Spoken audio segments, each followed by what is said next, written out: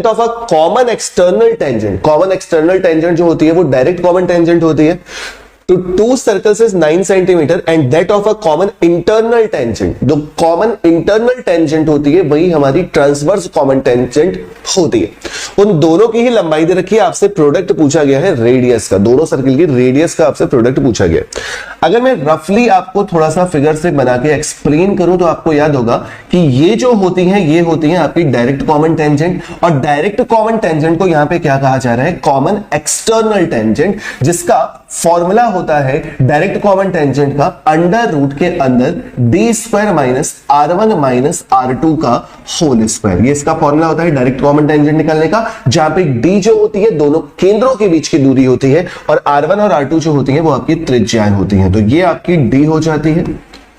और अगर आप R1 निकालेंगे तो ये R2 हो जाएगा। इसी तरह से अगर मैं आपको और अच्छे से एक्सप्लेन करूं तो ये होती है आपकी ट्रांसवर्स कॉमन टेंजेंट, ये वाली, ये जो होती है वो होती है आपकी ट्रांसवर्स कॉमन टेंजेंट। यहां पर भी जो दोनों के बीच की डिस्टेंस होती है वो डी ही कहलाती है, और यहां पे रेडियस निकालेंगे तो ये R1 हो जाएगी और ये R2 हो जाएगी। इसे कहा जाता है ट्रांसवर्स कॉमन टेंजेंट, जैसे कि यहां पे क्वेश्चन में कहा जा रहा है कॉमन इंटरनल टेंजेंट, दोनों ही सेम होती हैं। और इसका जो फॉर्मूला होता है वो क्या होता है, D square minus R1 plus R2 का होल स्क्वायर, बस इतना सा परिवर्तन हो जाता है, माइनस की जगह यहां पे प्लस का साइन आ जाता है। ठीक है, ये direct common tangent, transverse common tangent, दोनों के बारे में थोड़ा सा समझाना था, वो मैंने आपको समझा दिया। अब आप क्या करेंगे, आपको डायरेक्ट कॉमन टेंजेंट की वैल्यू दे रखी है,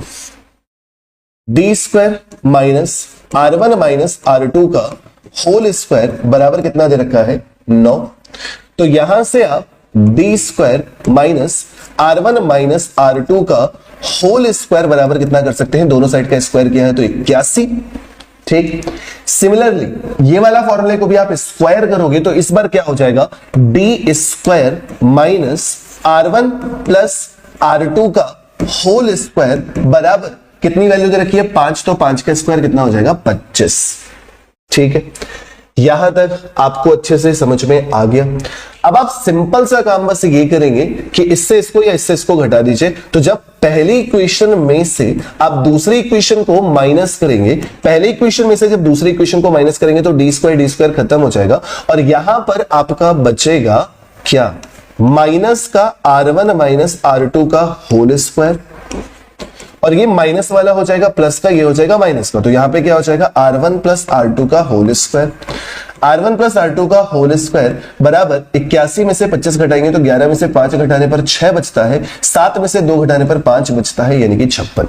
तो आपका ये क्या हो गया, R1 प्लस R2 का whole square minus R1 minus R2 का होल स्क्वायर बराबर 56। आप लोगों को पता होता है एक फॉर्मूला होता है a प्लस बी का whole square plus a minus B का होल स्क्वायर, तो उसकी वैल्यू होती है 2 टाइम्स ऑफ ब्रैकेट के अंदर a square plus b square. लेकिन जब a प्लस बी का whole square minus a minus B का होल स्क्वायर होता है तो उसकी वैल्यू आती है सिंपल सी 4ab। तो ये भी a प्लस बी का होल स्क्वायर है, a माइनस बी का होल स्क्वायर है। अगर आप ब्रैकेट ओपन भी करते हो तो R1 square plus R2 square plus 2R1 R2, यहां पर R1 square plus R2 square minus 2R1 R2, minus पहला वाला टर्म माइनस दूसरा वाला टर्म कैंसिल हो जाएंगे, तो केवल और केवल क्या बचेगा, 4 टाइम्स ऑफ R1 R2 बराबर 56। 4 से डिवाइड करोगे, 4 एकम 4, 4 चौके 16, और क्वेश्चन में हमसे इन दोनों त्रिज्याओं का गुणनफल पूछा जा रहा था, तो करेक्ट आंसर कितना हो जाएगा, जस्ट 14।